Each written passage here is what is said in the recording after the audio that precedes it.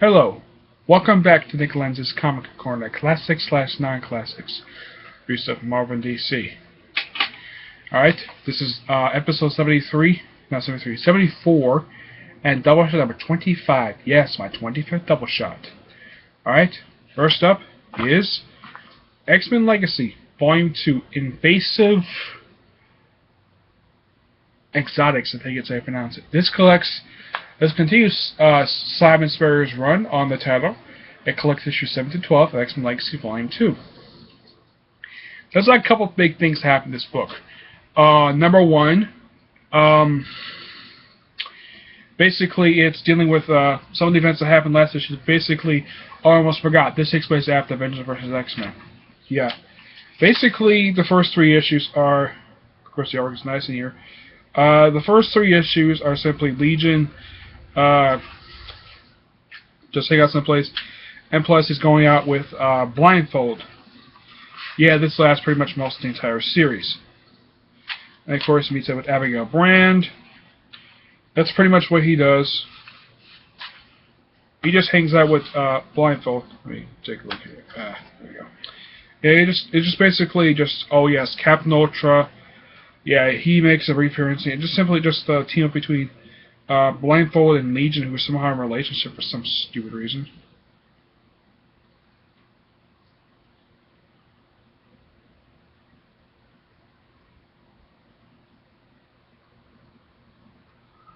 Yeah, just it's a very dumb set of issues. Of course, he goes on a date with Blindfold, wears sunglasses. Yeah, just hang out between the three of them. That's pretty much it for those three issues. Now, these three issues I want to talk about. Blindfold takes very little effect in these three issues. Of course, apparently Xavier is apparently back, though just one of Legion's personalities. I don't know why. And of course, in issue 10, well, we meet this guy basically who gets affected by most of the X-Men stuff. He basically got affected by Inferno. He got affected by, I think, Onslaught, and he got affected by someone briefly about Avengers vs. X-Men. The end of that issue, that's just pretty much the much now. Issue 11 is the issue I really want to talk about.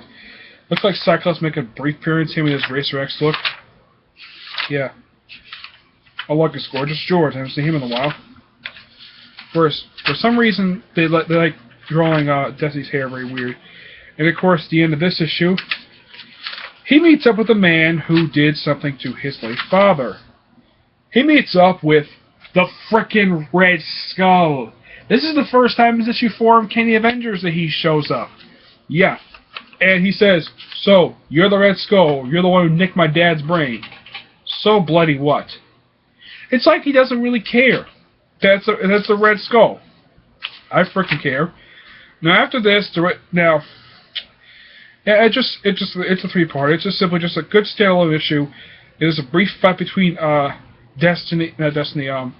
Legion and Red Skull, and that's pretty much it. Now, of course, they draw Blindfold really weird in here. Of course, they made her very sexualized in the series, which I don't understand why. She's like maybe what, 14, 15 years old, and she's happens to be the great granddaughter of Irene Adler, aka Destiny, woman who happened to be Mystique's life partner, and of course got Legion, so Charles Xavier.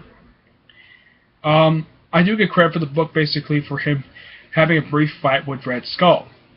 I get credit for that much. But because the artwork goes very weird, especially when they draw Blindfold in here, it's very weird. I'll give this book an 8.5. I just want to be nice to it because I like this series. This is my second regular X-Men series I picked up for group series. Alright? Now, this is a book I really wanted to talk about. X-Men Schism, which collects the 5-issue miniseries plus X-Men Genesis one-shot. Written by Jason Aaron. This is a not bad this is a really good miniseries. Now, from one perspective, this takes place just before his final arc of his fourth volume before it got renumbered. Basically, he's got arrows and shuriken in his body. Yeah, so that makes sense. Basically, it takes place after Wolverine 16. Wolverine 1/4 16 at this point.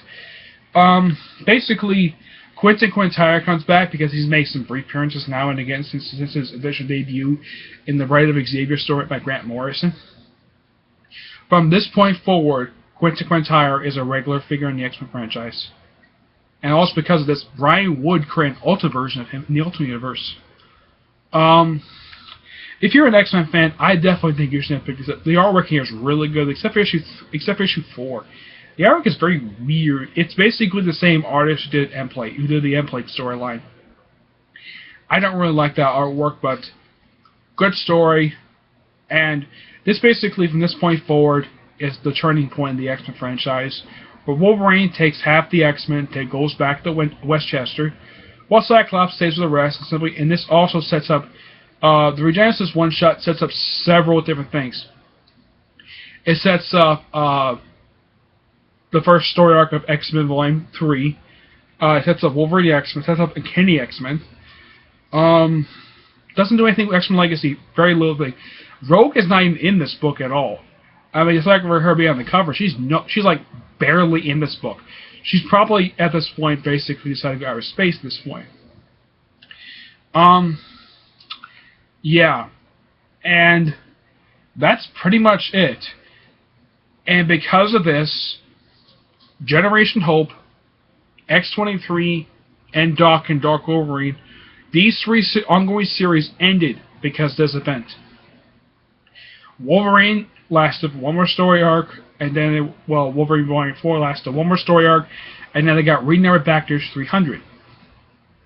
And of course, it's helped by Jason Aaron. Of course, the covers got better. Unlike most miniseries X comes out with, this is a really, really important one. You must read this to understand what's going on with Wolverine and the X-Men and Kenny X-Men after this point. I give this particular book a 9 out of 10. The only reason why, because issue 4's artwork. That's the only reason why. So, 9 out of 10. Okay, that's it. Stay tuned for my next episode, where it's my 75th episode and Doubleshot number 26. See you there. Bye.